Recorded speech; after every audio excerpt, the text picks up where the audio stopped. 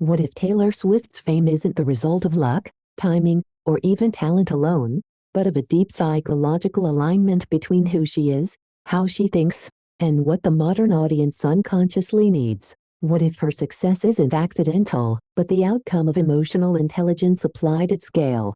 To understand Taylor Swift's fame, you have to stop looking at charts and start looking at psychology. At the core of her appeal is something deceptively simple: emotional mirroring. Taylor doesn't present herself as an unreachable icon. She presents herself as a highly articulate version of the listener. Her songs don't tell you how to feel. They reflect how you already feel, often before you've fully processed it yourself.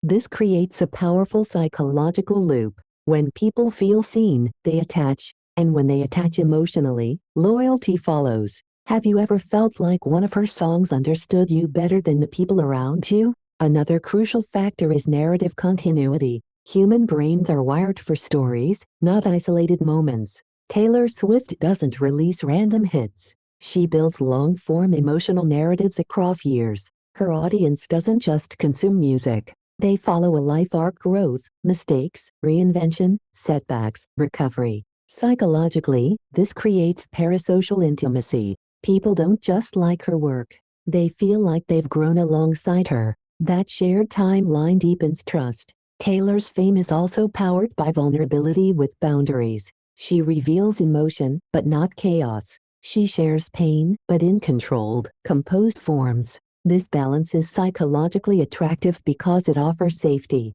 Raw enough to feel real, structured enough to feel stable. Many public figures overshare and burn out trust. Others hide everything and feel distant. Taylor occupies the middle ground. How often do you trust someone who is either completely closed or completely unfiltered? There's also the psychology of consistency. While her eras change, her emotional core doesn't. She remains identifiable even as she evolves. This satisfies two competing psychological needs in her audience: novelty and familiarity. Too much sameness creates boredom. Too much change creates distrust. Taylor's fame endures because she changes the surface while preserving the emotional language underneath.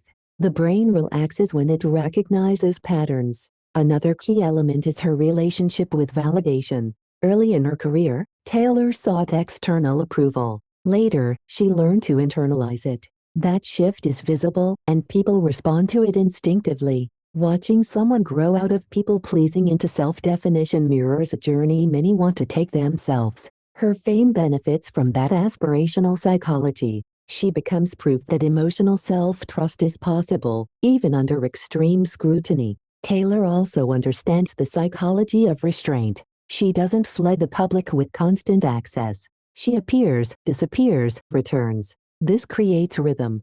The human brain assigns more value to things that are not always available. Scarcity increases attention. Her selective visibility keeps her presence meaningful rather than exhausting. When she speaks or releases work, it feels intentional. Do you notice how much louder impact feels when silence precedes it? Another psychological driver is moral framing. Taylor often positions herself within clear emotional ethics. Betrayal hurts. Loyalty matters. Growth is earned. Accountability exists. These are simple but powerful moral anchors. In a chaotic cultural landscape, moral clarity feels grounding. People gravitate toward figures who make emotional sense of the world without preaching. Taylor doesn't instruct. She illustrates. Her fame is also reinforced by identity validation. Different audiences see different versions of themselves in her. The outsider, the romantic, the ambitious professional, the misunderstood woman, the survivor. She doesn't force a single identity onto listeners. She offers a framework where multiple identities can coexist. That inclusivity strengthens psychological attachment across demographics and generations. Midway through this reflection, consider this question: do you follow Taylor Swift because of who she is, or because of who you are when you listen to her? If this kind of psychological exploration resonates with you, subscribe and leave a comment about what Taylor Swift represents in your life. Those answers reveal more than they seem. Another often overlooked factor is her relationship with time. Taylor plays the long game. Psychologically, long-term consistency builds credibility. She doesn't chase every trend. She lets trends pass and integrates what aligns. This signals confidence and reduces cognitive dissonance in her audience. People trust leaders who aren't reactive. Stability under pressure is deeply persuasive.